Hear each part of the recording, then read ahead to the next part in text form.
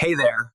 Welcome to Only True Horror, where every story is real and every chill is earned.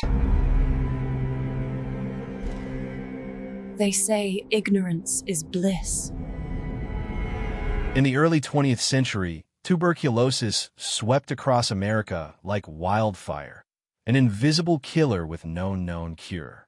In the hills of Louisville, Kentucky, the Waverly Hills Sanatorium opened its doors in 1910 to battle this deadly disease. What began as a simple two-story hospital would soon expand into a massive Gothic structure, a place of hope and unimaginable suffering. For many, it became the last stop before death. By the 1920s, tuberculosis, known then as the White Plague, was claiming thousands of lives. Waverly Hills expanded rapidly, becoming a self-contained city with its own post office, water treatment, and even a farm. Patients were isolated from the world, and treatments ranged from hopeful to horrific.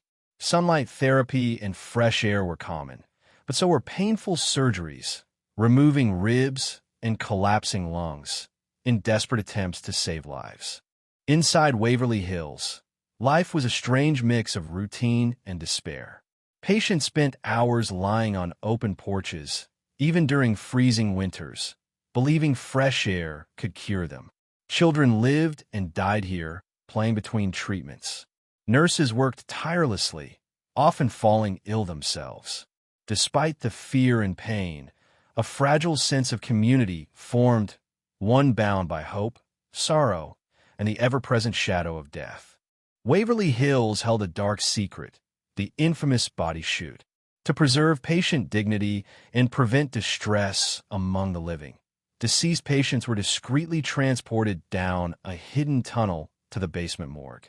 This grim passage became a symbol of the sanatorium's tragic toll, shrouded in silence and fear. The sanatorium operated under a veil of secrecy, hiding the full extent of suffering inside. With the discovery of antibiotics like streptomycin in the 1940s, tuberculosis cases began to decline. Waverly Hills' role shifted until finally, in 1961, it closed its doors. Over 63 years, nearly 63,000 patients had passed through its halls, many never leaving alive. The imposing building, once a beacon of hope, stood abandoned, its dark past fading but never forgotten. After closure, Waverly Hills fell into decay, but its story did not end. Rumors of ghostly apparitions, eerie sounds, and shadowy figures began circulating.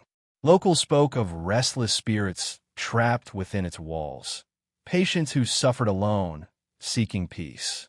These tales transformed the sanatorium into one of America's most infamous haunted locations, attracting paranormal investigators and thrill-seekers alike.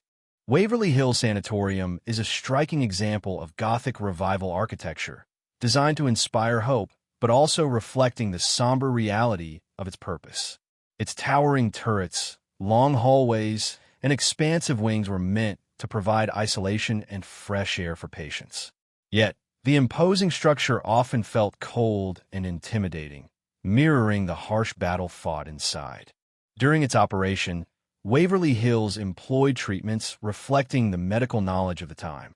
Fresh air and sunlight therapy were standard, but surgical interventions like thoracoplasty, removing ribs to collapse diseased lungs, were common. Though painful and often ineffective, these desperate measures were seen as the best hope to save lives before antibiotics arrived. For patients, life at Waverly Hills was marked by isolation and uncertainty. Visitors were rare, and letters often went unanswered as the disease progressed. Many patients formed close bonds with nurses and fellow sufferers, finding small comforts amid the fear. Despite the grim outlook, some stories of recovery and resilience emerged, a testament to human spirit. Room 502 is the most infamous in Waverly Hills. Legend tells of a nurse who died by suicide here in the 1920s. Some say she was pregnant and unmarried. Others whisper she was overwhelmed by the death surrounding her. Her spirit is said to linger, with visitors reporting strange voices, cold spots, and sightings of a woman in a nurse's uniform near the window. By the 1990s, Waverly Hills had gained a reputation as one of the most haunted places in America. Paranormal investigators began flocking to the site, equipped with infrared cameras, EMF detectors, and recorders. Many claimed to capture voices, footsteps, and moving shadows. The building's chilling silence seemed to whisper the past back to life. Among the most terrifying reports are sightings of shadow people, dark, human-shaped figures that dart down hallways or watch silently from doorways. More chilling is the tale of the creeper, a twisted, crawling shadow said to move along ceilings and walls. Witnesses describe an overwhelming sense of dread and panic when it's near, as if something unnatural is watching. The infamous body chute, now known as the Death Tunnel, is a hotspot for paranormal activity. Paranormal teams report hearing dragging sounds, distant screams, and even footsteps following them in the dark. Some claim to feel a hand on their shoulder, only to turn and find no one there. Whatever remains in the tunnel does not want to be forgotten. One of the sanatorium's most well-known spirits is that of a young boy, often seen rolling a leather ball down the hallways. Visitors hear laughter echoing faintly, followed by the sound of a bouncing ball. Yet the halls are empty. Paranormal investigators have captured the sound and even seen the ball roll on its own, as if guided by unseen hands. Tour guides and visitors often report seeing figures peering from the upper windows, long after the building was emptied. Some see nurses in old uniforms. Others glimpse pale faces watching silently before vanishing. Despite locked doors and empty rooms, the windows of Waverly Hills continue to reflect the shadows of the past. The 5th floor of Waverly Hills is the center of many unexplained phenomena, said to house the mentally ill and terminally infected. This floor is notorious for feelings of unease. Visitors report sudden nausea, disorientation, and whispers that seem to come from nowhere.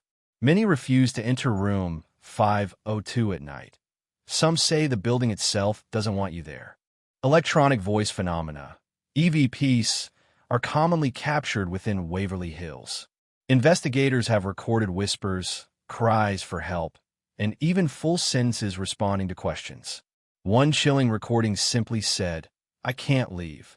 Whether residual energy or conscious spirits, something in Waverly still wants to be heard, still clinging to the living world. Many claim to have seen a ghostly nurse still performing her rounds, silently moving from room to room. She's described as wearing a 1930s uniform, her face pale and expressionless. Sometimes she vanishes mid-step. Other times she's seen turning into a room that no longer exists. It's as if her duty to the patients never ended, even in death. Today, Waverly Hills Sanatorium is open for tours, both historical and paranormal. The owners aim to preserve its legacy and raise funds for restoration. Visitors walk its haunted halls by flashlight, hearing stories of sorrow, science, and spirits. Some come for history, others for the hope of encountering the unknown, but all leave with the weight of its past etched into memory. Waverly Hills Sanatorium remains a powerful reminder of the battle against tuberculosis and the lives forever changed within its walls. Beyond ghost stories and legends lies a history of human resilience, tragedy, and medical progress. Though silent now, its halls echo with stories that continue to captivate and haunt the imagination of all who visit. Thank you for joining us on this chilling journey through Waverly Hills Sanatorium. If you love true horror stories and want more spine-tingling tales, don't forget to subscribe to Only True Horror. Hit the bell icon so you never miss a haunting moment. Stay safe and stay curious.